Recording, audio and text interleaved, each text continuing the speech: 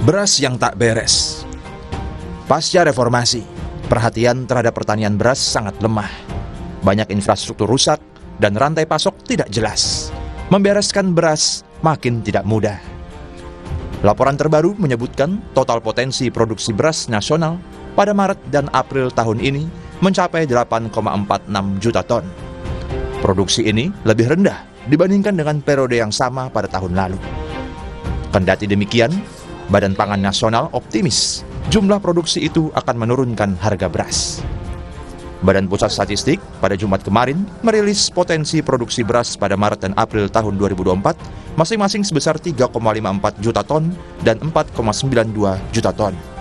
Perkiraan produksi ini dilakukan berdasarkan penghitungan kerangka sampel area pada panenan Desember 2023 dan Januari 2024. Apakah arti dari laporan itu?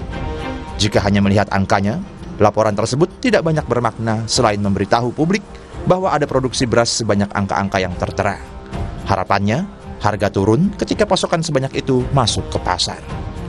Apabila tidak ada kajian mendalam tentang laporan itu, semua akan terkesan baik-baik saja. Produksi aman dan rakyat bisa mendapatkan beras dengan harga yang terjangkau. Akan tetapi, sesungguhnya angka-angka itu membuat kita perlu bertanya lebih lanjut. Soal apa sebenarnya yang tengah terjadi dengan pertanian padi di tanah air? Angka produksi Maret hingga April tahun ini lebih rendah dibandingkan dengan tahun lalu. Angka ini memberikan peringatan bahwa pasokan tahun 2024 ini bermasalah.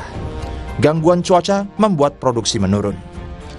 Kita gampang menyalahkan cuaca, sehingga tidak bisa melihat masalah yang lebih besar.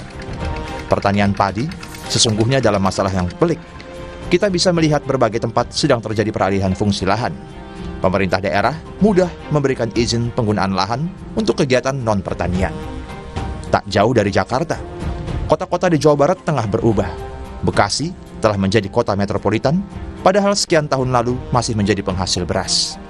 Karawang yang disebut sebagai lumbung beras, kini mulai menjadi metropolitan. Ada pula Subang. Buruh tani makin sulit didapat karena mereka telah meninggalkan pertanian. Masalah lebih kompleks muncul ketika kita membicarakan sarana dan prasarana produksi pertanian, irigasi, penyuluh, penanganan pasca panen, perdagangan padi, hingga perdagangan beras di hilir. Semua memperlihatkan kita makin kurang memperhatikan pertanian padi. Pendidikan bidang pertanian juga kurang diminati anak-anak muda. Kita perlu kembali berpaling ke pertanian padi. Semua makin rumit kalau kita hanya mengandalkan pemerintah. Petani perlu mandiri dengan membangun organisasi tani yang kuat. Meski ada luka sejarah dengan organisasi tani, kita tidak bisa membiarkan petani tidak berdaya. Mereka adalah pelaku usaha tani yang paling depan untuk membereskan masalah ini.